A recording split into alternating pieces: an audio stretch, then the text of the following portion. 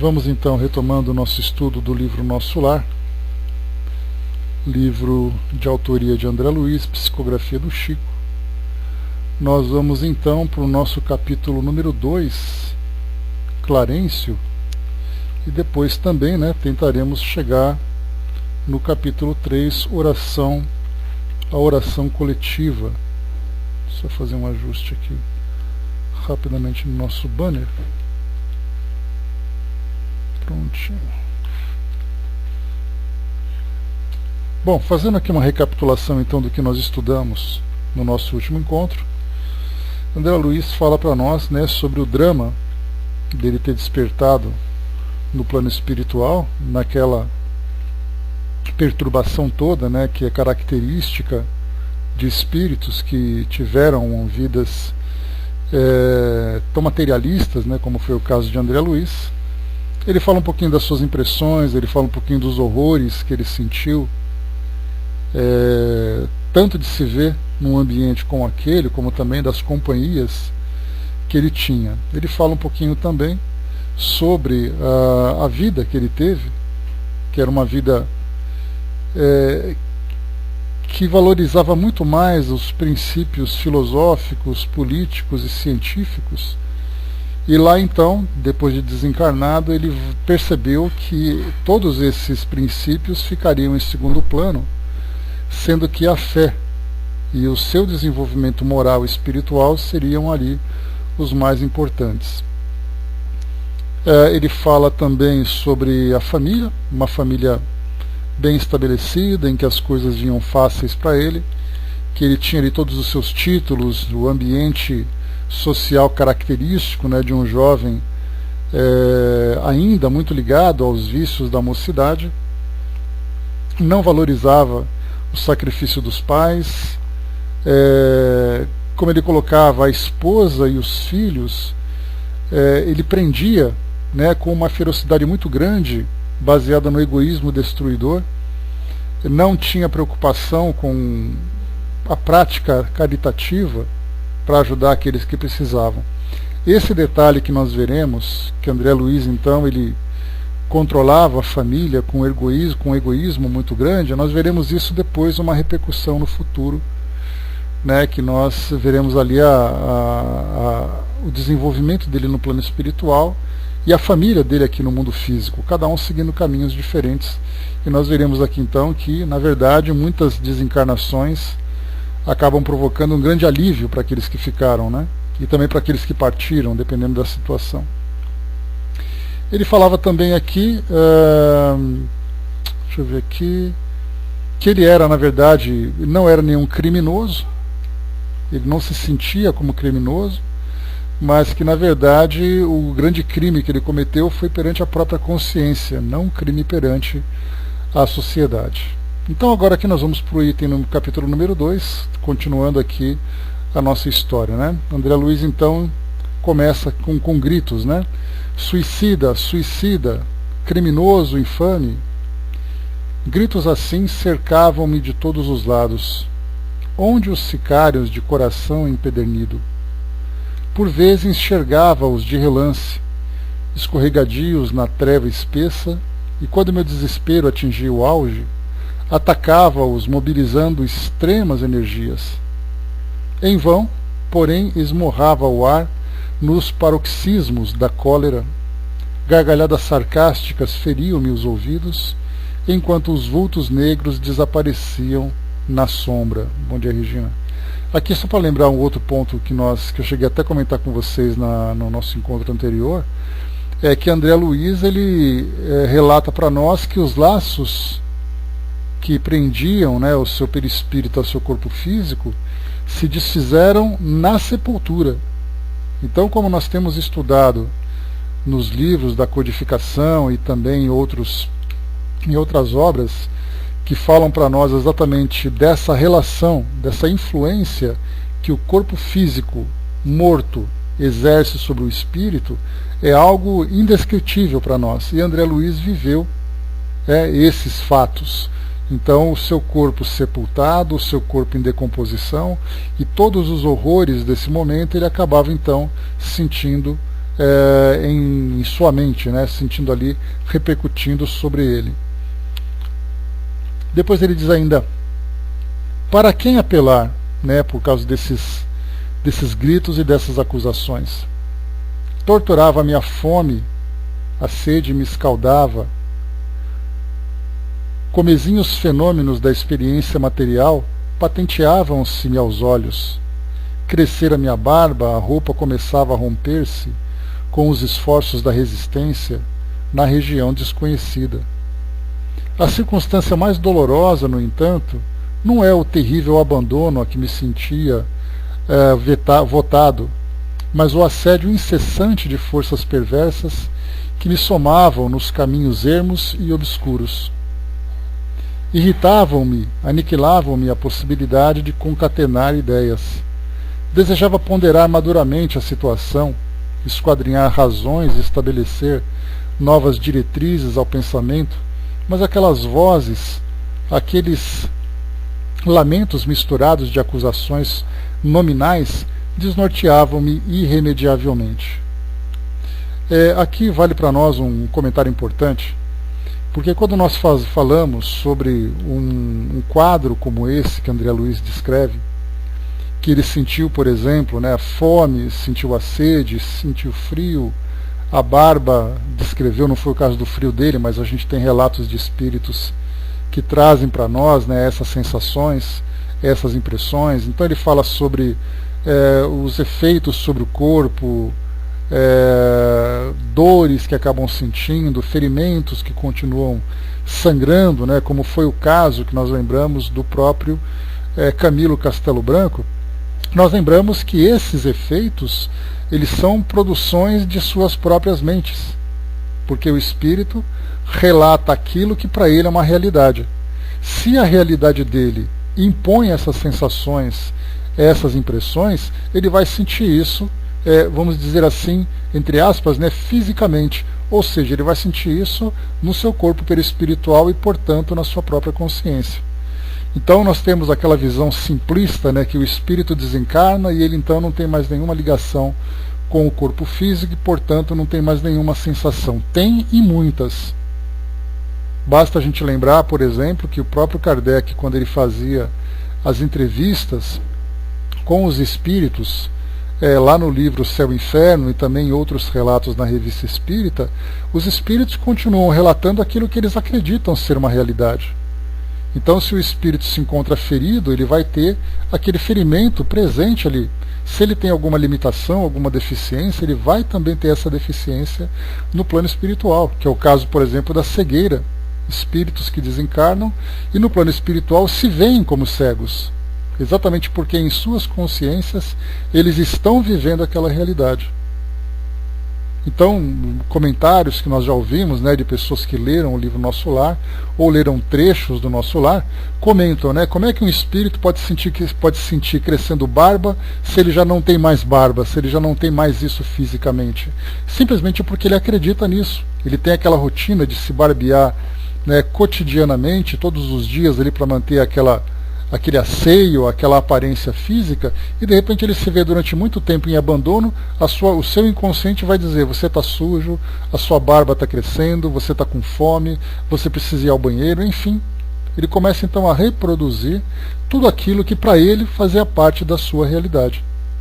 Então é nesse ponto que nós temos que considerar, né? E no plano espiritual nós veremos que para atender às necessidades desses espíritos, os espíritos criam então suas situações que vão então saciar essas necessidades imediatas até que os espíritos então se recomponham e se readaptem a essa realidade. Então nós veremos aqui detalhes que para nós são estranhos, mas são necessários. Exatamente porque os espíritos, nessa condição imediata da desencarnação, têm ali as suas necessidades muito semelhantes àquelas que tinham no mundo físico.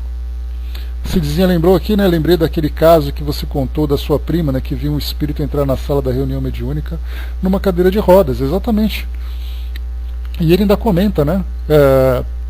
Ele ainda comenta isso, que embora já tivessem dito para ele que ele não precisava mais da cadeira de roda, ele não conseguia ainda vivenciar esse desprendimento. Então ele sabia que não precisava, mas fisicamente, ou melhor, mentalmente, ele não conseguia se libertar daquela impressão, porque muitas vezes nós lembramos, o espírito viveu durante anos e anos na sua desencarnação, na sua vida física, aquela condição. Não vai ser de uma hora para outra que ele vai conseguir se desprender, a menos que seja um espírito muito bem espiritualizado, desprendido da realidade material, sabendo separar de um modo muito claro aquilo que é físico e aquilo que é material, aquilo que é espiritual.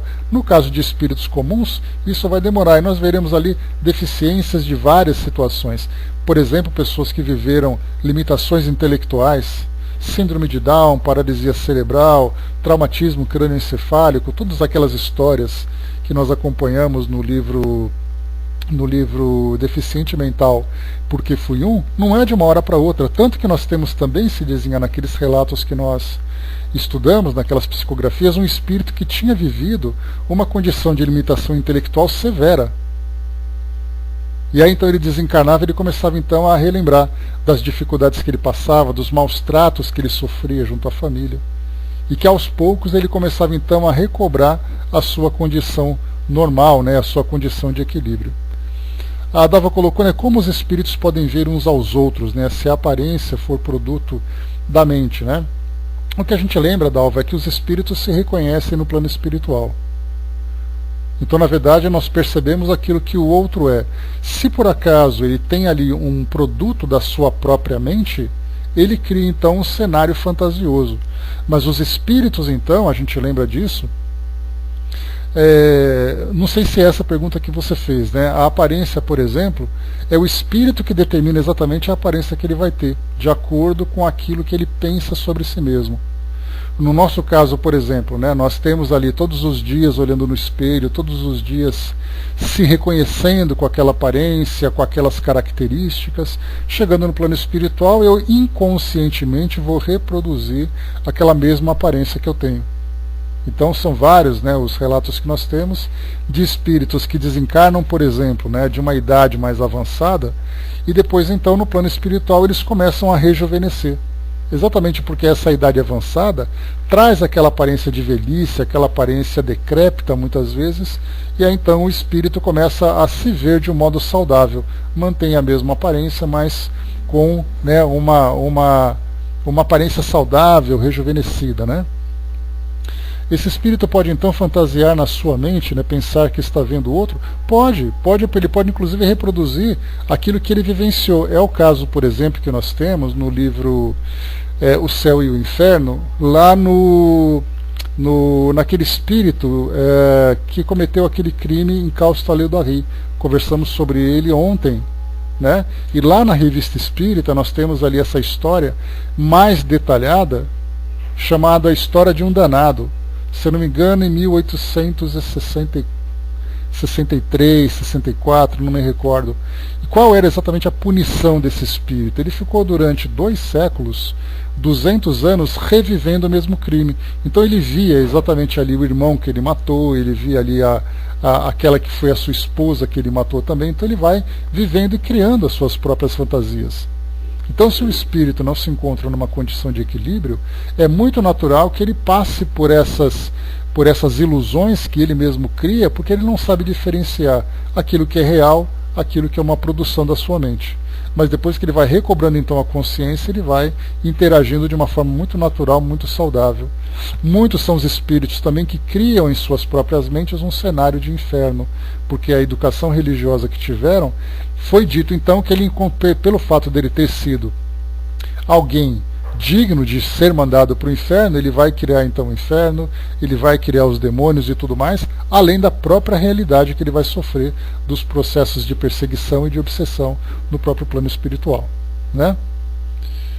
Então o que é visto pelos espíritos não passa de imaginação pessoal, dependendo do espírito, sim. De um modo geral, sim. O que André Luiz traz para nós aqui é a realidade que ele vivenciou. Então nós temos espíritos suicidas que relatam, por exemplo, que eles se encontram no local de pântano, de abandono, de muito frio, de muita névoa. Ele se encontra sozinho, e aquilo é a produção da sua própria mente. Então, no caso, para nós aqui encarnados, né, aquilo que nós produzimos mentalmente, geralmente não se reflete na nossa realidade, porque a nossa realidade é material. Mas no plano espiritual, aquilo que o espírito pensa se materializa exatamente pela manipulação dos fluidos. Então lá, é o espírito que se encontra nessa condição de perturbação, ele vai viver muitas fantasias, muitas ilusões que se misturam com sua realidade, até que ele consiga então separar, né, uma coisa da outra, atingir o equilíbrio necessário. Continuando aqui para nós, vamos lá. Que buscas, infeliz? Aonde vais, suicida? Esse foi o chamado que ele ouvia, né? Tais objurgatórias, incessantemente repetidas, perturbavam-me o coração. Infeliz, sim, mas suicidas, nunca. Essas increpações, a meu ver, não eram procedentes. Eu havia deixado o corpo físico a contragosto. Recordava-me o porfiado duelo com a morte. Ainda julgava ouvir os últimos pareceres médicos enunciados na casa de saúde. Lembrava a assistência desvelada que tivera, os curativos dolorosos que examinara nos dias longos que se seguiram à delicada operação dos intestinos. Sentia no curso dessas reminiscências o contato do termômetro, o pique desagradável da agulha de injeções e, por fim, a última cena que precedera o grande sono. Minha esposa, ainda jovem, e os 3 filhos, contemplando-me no terror da eterna separação. Depois, o despertar na paisagem úmida e escura e a grande caminhada que parecia sem fim. Por que a pecha de suicídio, quando fora compelido a abandonar a casa, a família e o doce convívio dos meus? O homem mais forte conhecerá limites à resistência emocional. Firme e resoluto a princípio, comecei por entregar-me a longos períodos de desânimo e, longe de prosseguir na fortaleza moral, por ignorar o próprio fim, senti que as lágrimas longamente represadas visitavam-me com mais frequência, extravasando do coração. A quem recorrer? Por maior que fosse a cultura intelectual trazida do mundo, não poderia alterar agora a realidade da vida. Meus conhecimentos, ante o infinito, assemelhavam-se a pequenas bolhas de sabão levadas ao vento impetuoso que transforma as paisagens. Eu era alguma coisa que o tufão da verdade carreava para muito longe. Entretanto, a situação não modificava a outra realidade do meu ser existencial. Perguntando a mim mesmo se não enlouquecera, encontrava a consciência vigilante, esclarecendo-me que continuava a ser eu mesmo, com o sentimento e a cultura colhidos na experiência material. Persistiam as necessidades fisiológicas sem modificação. Observem aqui as sensações que ele mesmo sentia, né? Castigava-me a fome todas as fibras, e nada obstante, o abatimento progressivo não me fazia cair definitivamente em absoluta exaustão. De quando em quando deparavam-se-me verduras que me pareciam agrestes, em torno de humildes filetes d'água a que me atirava sequioso. Devorava as folhas desconhecidas, colava os lábios à nascente turva, enquanto me permitiam as forças irresistíveis, a impelirem-me para a frente. Muitas vezes suguei a lama da estrada, recordei o antigo pão de cada dia, vertendo copioso pranto.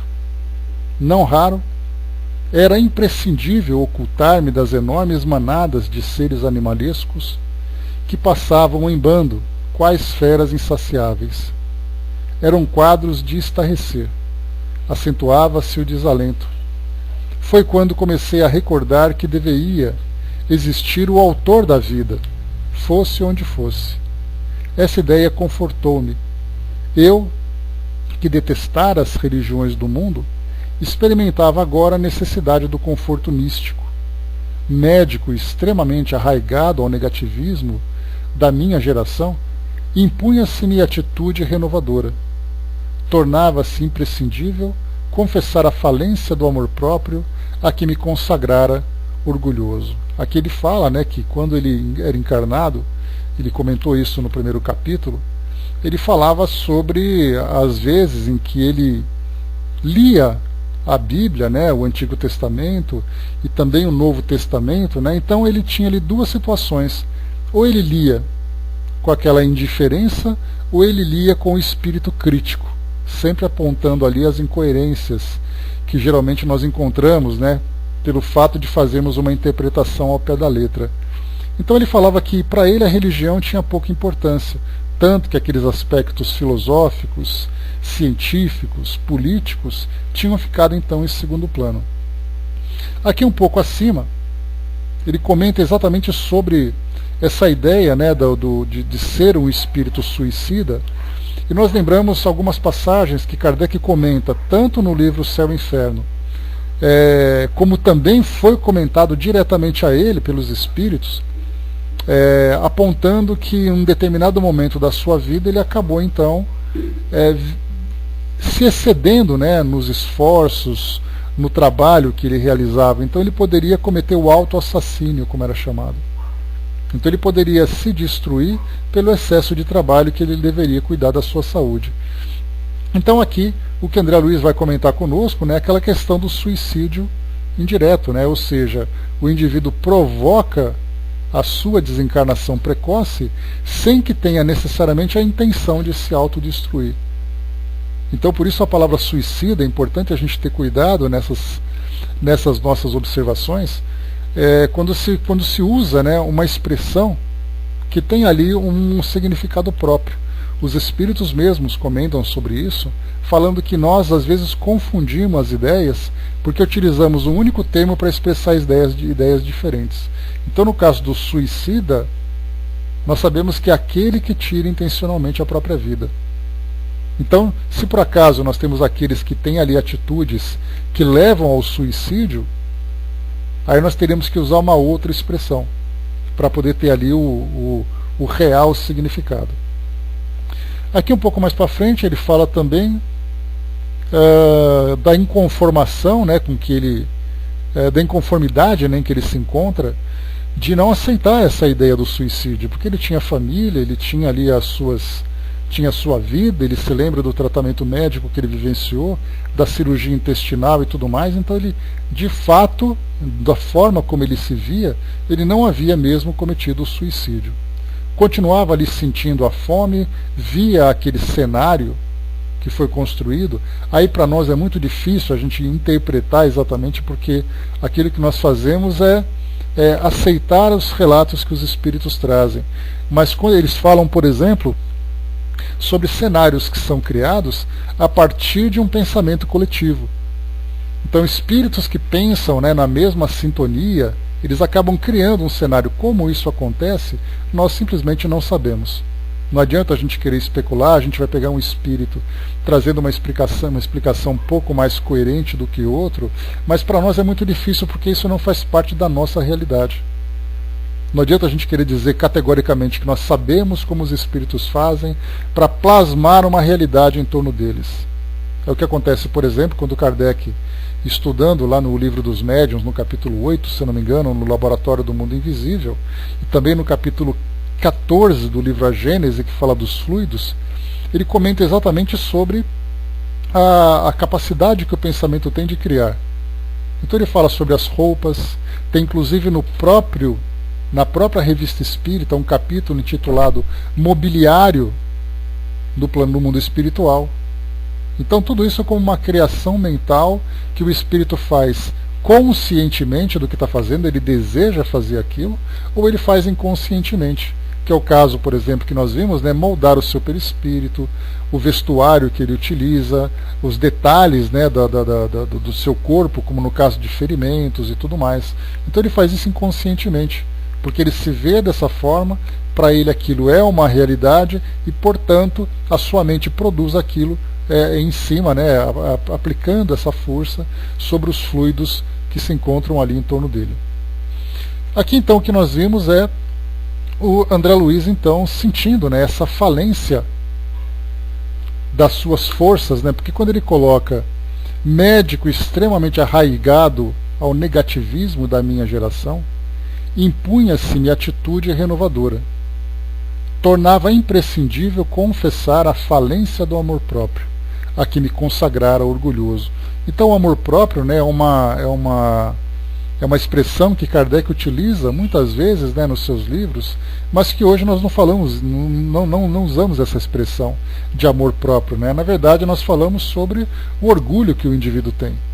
Então nesse caso, orgulhoso como ele era, e fazendo parte de uma geração que tinha essa ideia, né, do negativismo, do positivismo, né, do negativismo da visão negativa da vida, o positivismo de ver tudo aquilo que é prático, né, na sua realidade.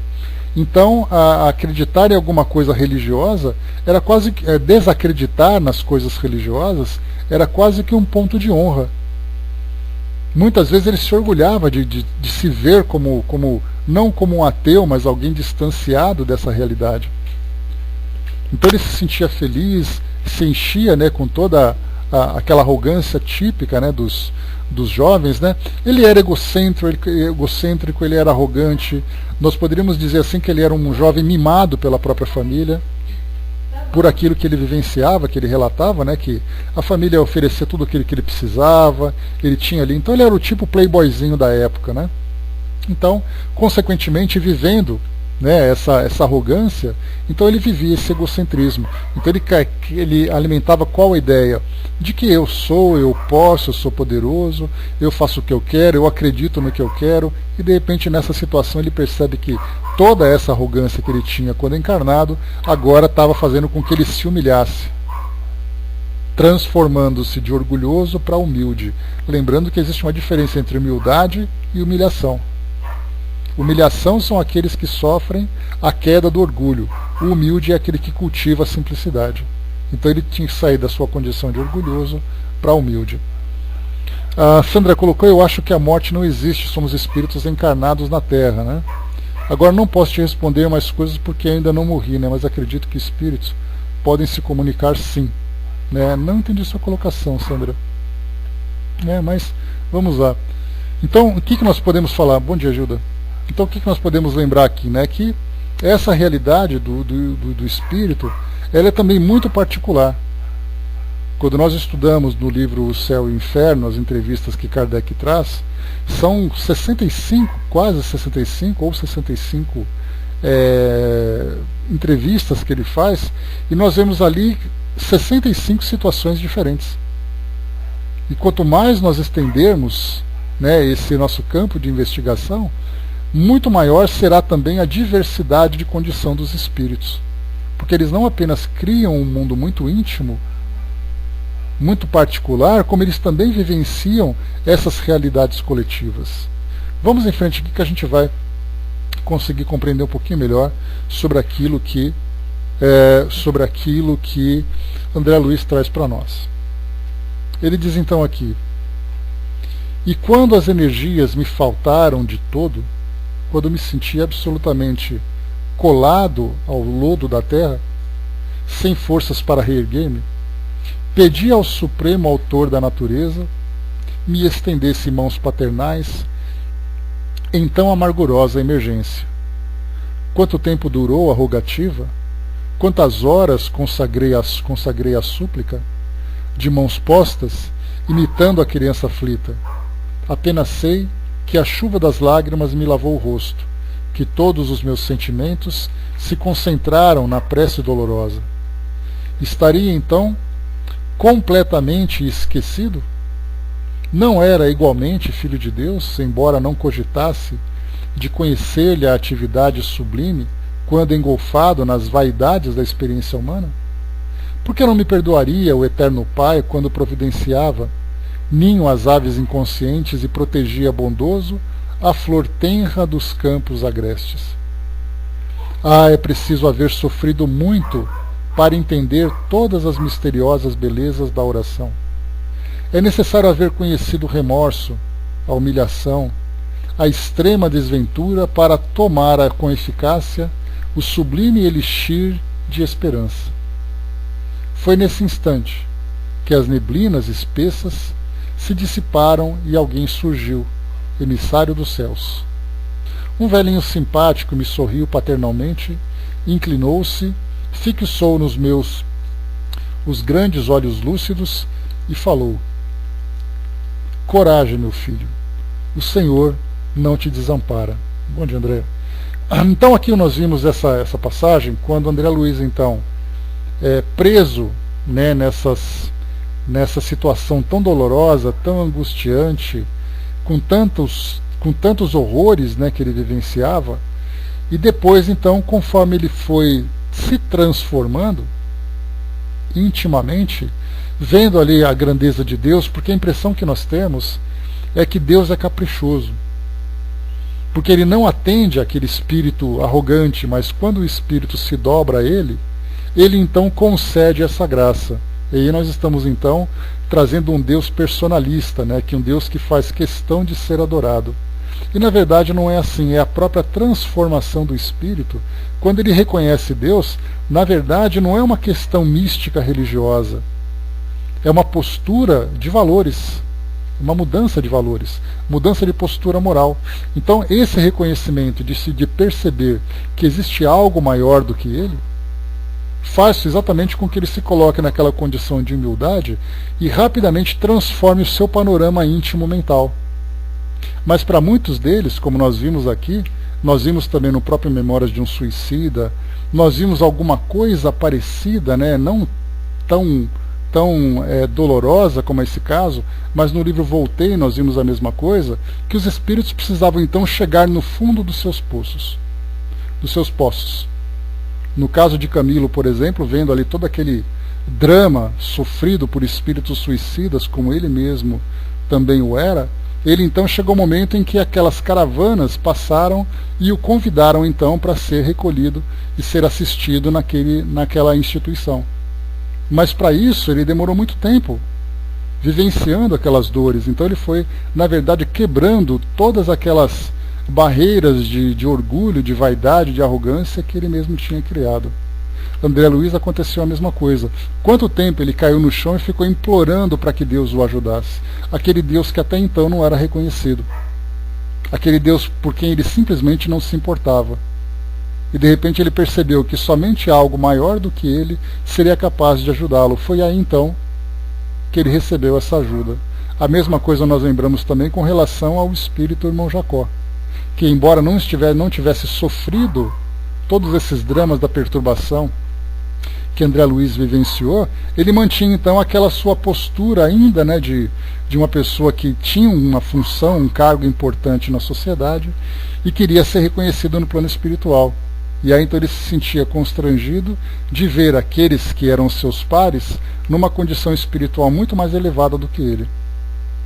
Aí então ele foi vivenciando várias experiências, sendo constrangido. Vocês se lembram aqueles obsessores, né, ou aquele obsessor que deu uma lição de moral nele, fez com que ele se sentisse no chão, se sentisse ali o pior dos piores. Foi aí então que essa sensação de ser o pior dos piores é exatamente ali o nascimento daquele sentimento verdadeiro de humildade. Então ele precisa primeiro cair, para depois levantar. Cidinha colocou essa demora se deu pela resistência dele em se reconhecer como necessitado de ajuda. Exatamente, né? Então foi durando cada vez mais. E nós veremos aqui depois o tempo que ele vivenciou também, que vai falar para nós aqui, que mostra exatamente isso, né? A duração que um espírito leva para se transformar é o tempo que ele resiste a essa transformação. No livro Céu e Inferno nós tivemos ali aqueles relatos, por exemplo, né, no próprio Caustale Darri, 200 anos, era aquele espírito criminoso que estava ali endurecido nas suas próprias ideias. Daí então, né, o tempo que ele levou. E aí somente com aquela ajuda externa é que ele conseguiu sair dessa condição, que foi no caso as evocações de Kardec, as preces que ele recebeu e tudo mais. Coragem, meu filho, o Senhor não te desampara, disse então aquele velhinho simpático, né? Amargurado pranto banhava-me a toda a alma. Emocionado, quis traduzir meu júbilo, comentar a consolação que me chegava, mas reunindo todas as forças que me restavam, pude apenas inquirir: quem sois, generoso emissário de Deus? O inesperado benfeitor sorriu bondoso e respondeu: chama-me Clarencio, sou apenas teu irmão. E percebendo o meu esgotamento, acrescentou: agora permanece calmo e silencioso. É preciso descansar para reaver energias. Em seguida, chamou 2 companheiros que guardavam atitude de servos desvelados e ordenou: prestemos ao nosso amigo socorros de emergência. Alvo lençol foi estendido ali mesmo, à guisa de maca improvisada, apressando-se ambos os cooperadores a transportarem-me generosamente. Bom dia, Zé. Quando me alçavam, cuidadosos, Clarencio meditou um instante e esclareceu, como quem recorda a inadiável obrigação: vamos sem demora. Preciso atingir nosso lar com a presteza possível. Então aqui nós terminamos esse capítulo 2, vamos para o capítulo 3. A Dalva lembrou aqui, uma médica me disse que se sentia poderosa até a doença alcançá-la. Ou nós nos transformamos pelo amor ou pela dor, e esse poder é um poder que nós nos auto-alimentamos, com o qual nós nos auto-alimentamos. E aí então esse poder ele tem diversas formas, tem aquele poder que faz mal apenas a ela própria, tem aquele poder que faz mal àqueles que estão próximos a ela. Então essa simplicidade, esse reconhecimento, ele acaba sendo quebrado exatamente, principalmente no caso de um médico, que pode muitas vezes se achar inatingível por uma limitação desse tipo, acaba sendo chacoalhado nessa condição. No caso de André Luiz foi de uma forma muito mais dolorosa. E ele comenta no final do primeiro capítulo exatamente isso: espero que vocês encarnados não precisem passar por isso que eu passei. Então o relato dele é importante, muito mais do que todas as descrições que acabam gerando tanta polêmica, infelizmente nós vemos muito isso, comentários, críticas, apontamentos com relação à história que é relatada e não aos elementos essenciais da condição moral do espírito, do seu sofrimento e tudo mais. Então no nosso caso ele comenta exatamente isso: nós podemos nos transformar agora para evitar exatamente encontrarmos essa realidade moral no plano espiritual. E mais um detalhe importante também aqui no final desse capítulo. Só um instantinho, pessoal, por favor. Então aqui um detalhe importante, que nós devemos destacar também aqui no final desse capítulo, é com relação a ele, com relação ao fato dele ter sido então transportado nesse lençol alvo, nessa maca improvisada. Mais uma vez também esse é um ponto de muitas críticas que falam, onde já se viu, padioleiros no plano espiritual carregando com macas para cá, com macas para lá. O espírito que desencarna não precisa disso, precisa sim. Precisa porque, mais uma vez, ele vai simplesmente criar a sua própria realidade. E se ele se vê completamente desgastado moralmente, emocionalmente, e consequentemente também as suas próprias energias se esvaíram, ele vai se ver completamente rendido a esse desgaste com o qual ele foi atingido. Então é uma necessidade que o espírito tem de ser amparado. E não adianta a gente querer pensar diferente, Depois temos aqui no item no capítulo 3, a oração coletiva. Embora transportado à maneira de ferido comum, lobriguei o quadro confortante que se desdobrava à minha vista. Clarencio, que se apoiava num cajado de substância luminosa, deteve-se à frente de grande porta encravada em altos muros, cobertos de trepadeiras floridas e graciosas. Tateando um ponto da muralha, fez-se longa abertura através da qual penetramos silenciosos. Aqui também é um relato muito rápido, daquilo que eles encontraram então naquele ambiente onde André Luiz se encontrava, até ele chegar a essa parte da entrada da instituição, da colônia. Então esse transporte, né, nós vimos ali, por exemplo, no livro Memórias de um Suicida, onde um veículo semelhante a uma carruagem levavam então aqueles que seriam assistidos. E no meio desse caminho encontraram com outros espíritos que eram extremamente perturbados e queriam também causar essa grande perturbação, saindo daquele ambiente escuro, chegando num ambiente mais claro. Então nós tivemos ali alguns relatos. A mesma coisa aconteceu com o irmão Jacó, que foi amparado por Dr. Bezerra de Menezes e Marta, né, que era sua filha. Ele foi então levado para essa instituição, para um grupo, né, primeiro naquele ambiente marítimo, né, onde nós vimos ali a beira-mar, e ali então junto com outros espíritos eles foram levados, passando por aquela ponte luminosa, encontrando espíritos perturbados e tudo mais, né? Então, no caso aqui de Nosso Lar, ele saiu de um ambiente e já foi para outro direto, sem trazer para nós os detalhes desse deslocamento. Branda claridade inundava ali todas as coisas. Ao longe, gracioso foco de luz dava a ideia de um pôr do sol em tardes primaveris. À medida que avançávamos, consegui identificar preciosas construções situadas em extensos jardins. Ao sinal de Clarencio, os condutores depuseram devagarinho a maca improvisada. A meus olhos surgiu então a porta acolhedora de alvo edifício, a feição de grande hospital terreno. 2 jovens envergando túnicas de nível linho acorreram pressurosos ao chamado de meu benfeitor, e quando me acomodavam num leito de emergência para me conduzirem cuidadosamente ao interior, ouvi o generoso ancião recomendar carinhoso: guardem nosso tutelado no pavilhão da direita. Esperem agora por mim. Amanhã cedo voltarei a vê-lo. Enderecei-lhe um olhar de gratidão, ao mesmo tempo que era conduzido a confortável aposento de amplas proporções, ricamente mobiliado, onde me ofereceram leito acolhedor. Envolvendo os 2 enfermeiros na vibração do meu reconhecimento, esforcei-me por lhes dirigir a palavra, conseguindo dizer por fim: amigos, por quem sois? Explicai-me em que novo mundo me encontro. De que estrela me vem agora essa luz reconfortadora e brilhante? Um deles afagou-me a fronte como se fora conhecido pessoal de longo tempo e acentuou: estamos nas esferas espirituais vizinhas da Terra, e o sol que nos ilumina neste momento é o mesmo que nos vivificava o corpo físico. Aqui, entretanto, nossa percepção visual é muito mais rica. A estrela que o Senhor acendeu para nossos trabalhos terrestres é mais preciosa e bela do que supomos quando no círculo carnal.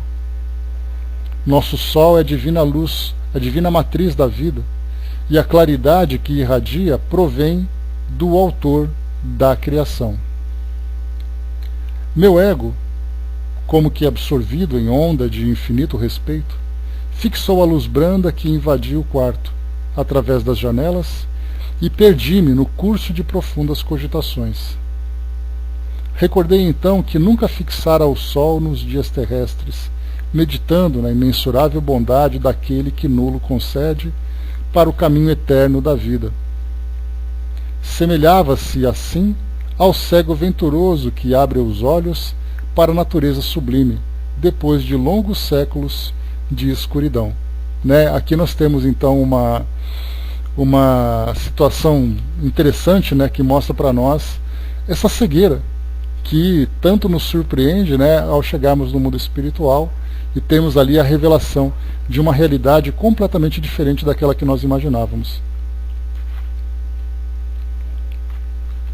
Então, e o problema maior que nós encontramos é exatamente porque das crenças que nós alimentamos aqui, não apenas trazem para nós uma visão equivocada do mundo espiritual, como também nos distancia, né? Ou seja, tira de nós o interesse em aprendermos como de fato ela é. Então, quando nós desencarnamos, nós somos surpreendidos ou por uma realidade muito diferente daquela que nós imaginávamos, ou por uma realidade que nós sequer acreditávamos existir.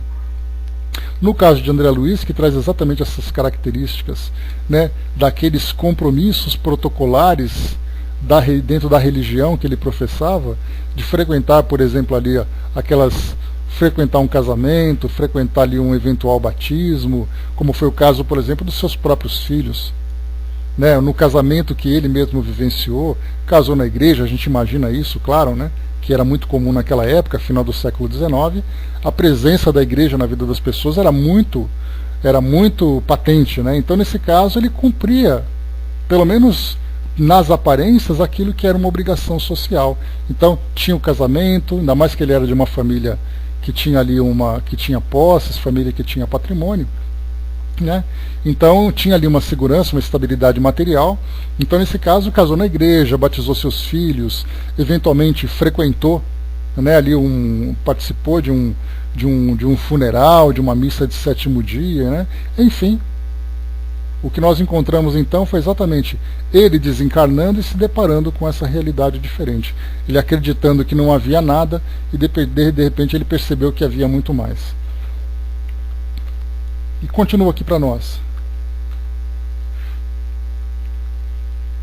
Meu ego, como que absorvido em onda de infinito respeito, fixou a luz branda que invadiu o quarto, através das janelas, e perdi-me no curso de profundas cogitações. Recordei-me, então, que nunca fixara o sol nos dias terrestres, meditando na imensurável bondade daquele que nolo concede para o caminho eterno da vida. Semelhava-se assim ao cego venturoso que abre os olhos para a natureza sublime depois de longos séculos de escuridão. A essa altura serviram-me caldo reconfortante, seguido de água muito fresca que me pareceu portadora de fluidos divinos. Aquela reduzida porção de líquido reanimava-me inesperadamente. Não saberia dizer que espécie de sopa era aquela, se alimentação sedativa, se remédio salutar. Novas energias amparavam-me a alma, profundas comoções vibravam-me no espírito. Aqui nós já chegamos a falar sobre isso também, que quando se fala sobre um caldo que o espírito toma, o espírito simplesmente não tem aparelho digestivo, portanto ele não tem a necessidade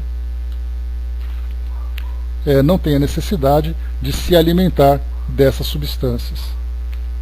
Então eu comentava com vocês, antes da nossa queda, essa questão dessa alimentação, entre aspas, né, do plano espiritual, porque, como eu falei para vocês, existe uma realidade que o espírito cria que acaba, então, alimentando as suas necessidades. No caso, por exemplo, de dor, para muitos espíritos há a necessidade de uma substância que elimine essa dor. No caso da fome, há a necessidade de uma alimentação que acabe com essa fome.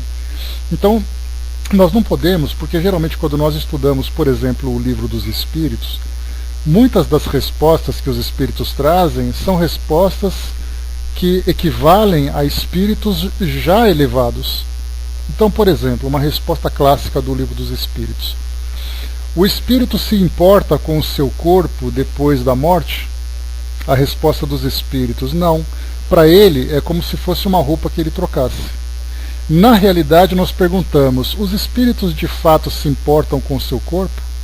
Nós vemos ali, por exemplo, nas desencarnações daqueles seres mais materializados, mais apegados à matéria, os horrores que ele vivencia durante a sua desencarnação pelo fato dele continuar ainda preso ao seu corpo físico.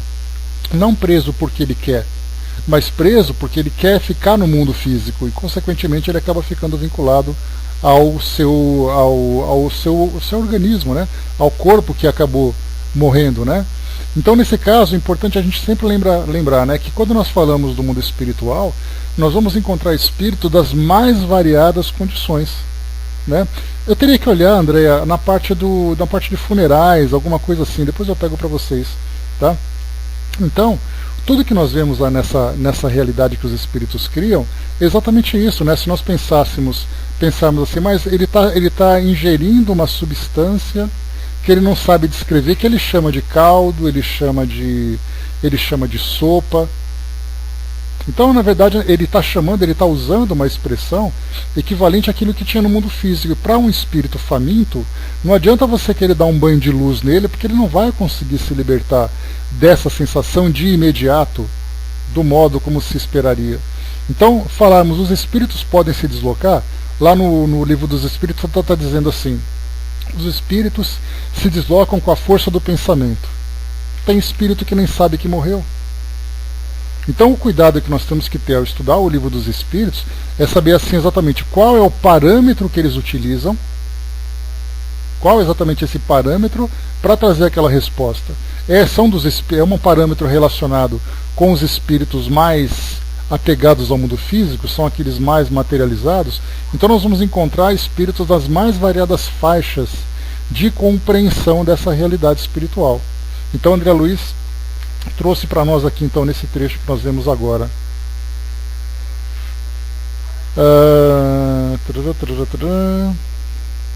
Aqui mais uma vez, só voltando aqui esse trechinho. A essa altura serviram-me caldo reconfortante, seguido de água muito fresca que me pareceu portadora de fluidos divinos. Aquela reduzida porção de líquido reanimava-me inesperadamente. Não saberia dizer que espécie de sopa era aquela. Se alimentação sedativa, se remédio salutar, novas energias amparavam minha alma, profundas comoções vibravam-me no espírito. Então, o que ele traz é exatamente isso. Que tipo de necessidade o espírito tem quando ele desencarna? Não adianta dizer assim, olha meu filho, acredite que, mentalize que a fome vai desaparecer. Se ele é um espírito preso àquela realidade, ele não vai se desprender de uma hora para outra. Né? O Zé lembrou ali, né, o espírito glutão, né, de um ex-glutão também. Então a mesma coisa, ele chega no mundo espiritual querendo se alimentar e para ele aquilo é uma aflição enorme. Até que ele se desintoxique mentalmente daquela realidade. E começa então a se ver como espírito. Porque por enquanto André Luiz não se vê como espírito. Embora ele fale que ele tem consciência que ele morreu, que ele não pertence mais ao mundo físico, ele comenta sobre isso lá no primeiro capítulo, as suas impressões são impressões de um ser encarnado. Dava colocou, né, as moradas na casa do Pai são reais? São tão reais como os espíritos escrevem para nós. Nós temos relatos, por exemplo, na Revista Espírita, nós temos os livros que trazem para nós, né, o Memória de um Suicida, Nosso Lar, o livro Voltei e outros livros em que os espíritos falam dessas comunidades. E como eu falei para vocês, se nós temos alguma dúvida com relação a isso, nós temos que perguntar aos próprios espíritos e não simplesmente ficarmos presos aos livros. Então, o que eu fiz? Perguntei aos espíritos como é essa vida no mundo espiritual. E aí a resposta foi exatamente essa. Os espíritos vivem em comunidades. E essas comunidades são estruturadas de acordo com essas necessidades. Né? Deus, né, Dalva? É o que a gente pode colocar a princípio, né, que através de espíritos, né, de autoconhecimento no mundo espiritual, criam mentalmente, manipulando fluidos, estas estruturas, exatamente para acolher esses espíritos. Da mesma forma que nós temos ali aquela ideia de que tem espíritos que habitam o sol, nós temos espíritos que dependem do chão. Daí então, criando esses cenários para acolher esses espíritos até que eles se desenvolvam adequadamente. Depois ele continua. Minha maior emoção, todavia, reservava-se para instantes depois. Mal não saíra da consoladora surpresa, divina melodia penetrou o quarto adentro, parecendo suave colmeia de sons a caminho das esferas superiores. Aquelas notas de maravilhosa harmonia atravessavam-me o coração. Ante meu olhar indagador, o enfermeiro que permanecia ao lado esclareceu bondoso. É chegado o crepúsculo em nosso lar. Em todos os núcleos dessa colônia de trabalho, consagrada ao Cristo, há ligação direta com as preces da governadoria. E enquanto a música embalsamava o ambiente, despediu-se atencioso. Agora fique em paz. Voltarei logo após a oração. Empolgou-me a ansiedade súbita. Não poderei acompanhar-vos? Perguntei suplicante. Está ainda fraco, esclareceu o gentil. Todavia, caso sinta-se disposto, Aquela melodia renovava-me as energias profundas. Levantei-me vencendo dificuldades e agarrei-me ao braço fraternal que se me estendia. Seguindo vacilante, cheguei a enorme salão, onde numerosa assembleia meditava em silêncio, profundamente recolhida. Da abóbada cheia de claridade brilhante, pendiam delicadas e flóreas guirlandas que vinham do teto à base, formando radiosos símbolos de espiritualidade superior. Ninguém parecia dar conta da minha presença, ao passo que mal dissimulava eu a surpresa inexcedível. Aqui acho que o deslumbramento de qualquer um que se depara com algo maravilhoso. Então, foi o que André Luiz percebeu aqui nessa realidade. Não apenas uma nova realidade, mas uma realidade esplendorosa, como essas construções do plano espiritual. Todos os circunstantes atentos pareciam aguardar alguma coisa. Contendo a custo numerosas de indagações que me esfervilhavam a mente, notei que ao fundo, em tela gigantesca, desenhava-se prodigioso quadro de luz quase feérica. Obedecendo a processos adiantados de televisão, e aí então quando se usa essa palavra televisão, a gente fica imaginando, a mesma estrutura, os mesmos objetos que nós temos aqui. E na verdade, como já comentamos anteriormente, os espíritos procuram trazer para nós comparações com aquilo que existe no mundo físico com relação ao mundo espiritual, exatamente porque não existe paralelos, mas eles fazem uma comparação para tentar trazer para nós uma explicação. Então ele fala de sopa ou caldo, ele fala de televisão, então ele fala assim, usa essas mesmas expressões para poder fazer com que nós compreendamos as suas descrições, mas obviamente que são estruturas muito diferentes que nós não conhecemos, obviamente. Obedecendo a processos adiantados de televisão, surgiu o cenário de templo maravilhoso. Sentado em lugar de destaque, um ancião coroado de luz fixava ao alto em atitude de prece, envergando alva túnica de radiações resplandecentes. Em plano inferior, 72 figuras pareciam acompanhá-lo em respeitoso silêncio. Altamente surpreendido, reparei Clarencio participando da assembleia entre os que cercavam o velhinho refulgente. Apertei o braço do enfermeiro amigo e, compreendendo ele que minhas perguntas não se fariam esperar, esclareceu em voz baixa que mais se assemelhava a leve sopro. Conserve-se tranquilo. Todas as residências e instituições de nosso lar estão orando com o governador, através da audição e visão à distância. Louvemos o coração invisível do céu. Esse mesmo tipo de deslumbramento nós vimos também lá no livro Voltei com o irmão Jacó. Ele fala a mesma coisa, percebendo esse momento de prece, esse momento de irradiação, esse deslumbramento, as questões que fervilhavam na sua mente. Eu acho que nós, talvez agora como estudantes da doutrina espírita, nós sejamos mais calmos durante esses momentos de tanta curiosidade, porque nós já temos muitos e muitos relatos para nós, mas vai ser inevitável nós pararmos diante de situações e cenários que nossa cabeça vai começar a questionar muitas coisas. Mal terminara a explicação, as 72 figuras começaram a cantar harmonioso hino, repleto de indefinível beleza. Aqui a gente já fala agora também da própria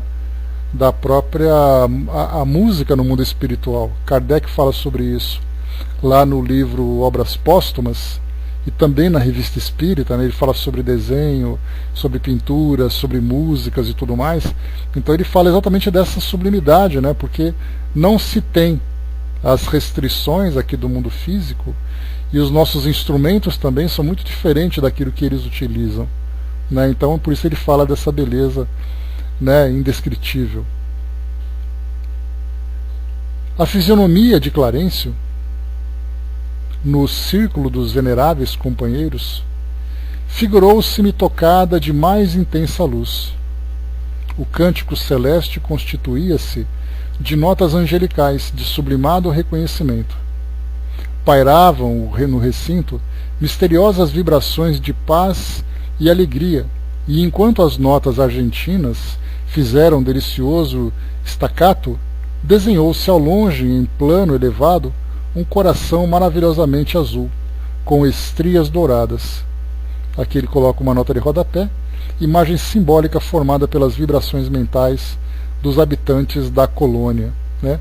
Aqui também algo que é bastante surpreendente no plano espiritual, que os espíritos trazem, é o impacto das vibrações sobre os espíritos. Aqui no mundo físico, o que nós conseguimos sentir de um modo muito superficial é quando nós entramos num ambiente que é agradável, ou entramos num ambiente desagradável. Nós ainda vivemos, né, esses contrastes. Para você reconhecer aquilo que é bom, você precisa sentir aquilo que é ruim. Para valorizar o calor, precisa do frio. Para valorizar a saúde, precisa da doença. Então nós vivemos nessa constante dualidade, né? Então quando nós entramos num ambiente que é agradável, está tudo bem. Quando nós entramos num ambiente que tem uma atmosfera perturbada, né, no caso, por exemplo, de cemitérios, de velórios, casas de pessoas que trazem aquela vibração extremamente negativa, aquele estado de espírito que nós vivenciamos depois de um momento de angústia, de discussão, de perturbação. Então nós sentimos isso de um modo impactante sobre nós. Então, como lembra o espírito Hamed, o nosso corpo físico ele é um mata-borrão. O mata-borrão nada mais é do que aquela película que absorve o excesso de substâncias, por exemplo. No caso, era muito utilizado no passado com os carimbos, né, ou então com os textos escritos com caneta tinteiro. Então você escrevia, colocava ali aquele mata-borrão, tirava o excesso de tinta e evitava aquelas manchas, aqueles borrões, né, por isso chamado mata-borrão. Então o nosso corpo físico ele funciona como mata-borrão. Essas energias impactantes que chegam até nós acabam sendo absorvidas inicialmente pelo corpo físico e depois sentida nesse nível energético, nesse nível vibratório mental. Já no plano espiritual, não se tem esse mata-borrão. Não se tem essa proteção física que impede que esse impacto venha direto. Não que nós não sintamos, mas o nosso corpo físico ele absorve isso. Tanto que as doenças do corpo físico são manifestações, por exemplo, das energias que envolvem o nosso organismo, que acaba sendo transferida para o corpo físico. Agora imagina se nós não tivéssemos o corpo físico para absorver essas energias negativas, essas cargas energéticas negativas. Então no plano espiritual acontece da mesma forma. Aqui nós vemos ele falando sobre ele coloca assim para nós, né? Pairavam no recinto misteriosas vibrações de paz e alegria. Então aquela vibração de paz e alegria não é apenas uma força de expressão, era algo que era sentido de um modo direto. Diferentemente do nosso caso, que a gente vai para um ambiente, se você não estiver em sintonia com o lugar, você não vai sentir absolutamente nada. No plano espiritual, se você vai para um ambiente perturbador, no caso, por exemplo, daquilo que eles chamam, né, de regiões umbralinas, que são aquelas faixas vibratórias inferiores, onde espíritos ali se alimentam com sofrimento, com angústias e tudo mais, estando nesse ambiente, nós começamos também a ser influenciados. André Luiz vai falar nos seus próximos livros, a partir do momento em que ele se torna um trabalhador do plano espiritual, dessas excursões nos diversos ambientes do mundo físico e do mundo espiritual. E ele fala, né, naqueles ambientes mais inferiorizados, aqueles ambientes mais perturbados, o espírito, então, aquele que não tem aquele preparo para estar naquele lugar, sente então ali todos os efeitos nauseantes e perturbadores do local. Aqui no caso ele está sentindo paz e alegria, e sentindo mais uma vez de um modo muito direto, não é apenas uma força de expressão.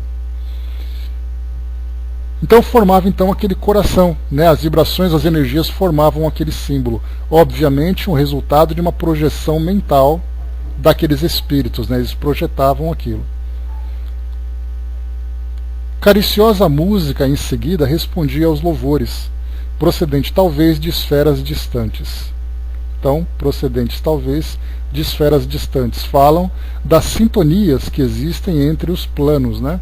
Então, naquele momento em que a prece começa a ser realizada lá em nosso lar, faz-se sintonia com planos mais elevados e aquelas mentes mais evoluídas contribuem, então, trazendo, né, essas projeções aqui para o mundo, para aquele nível em que eles se encontram.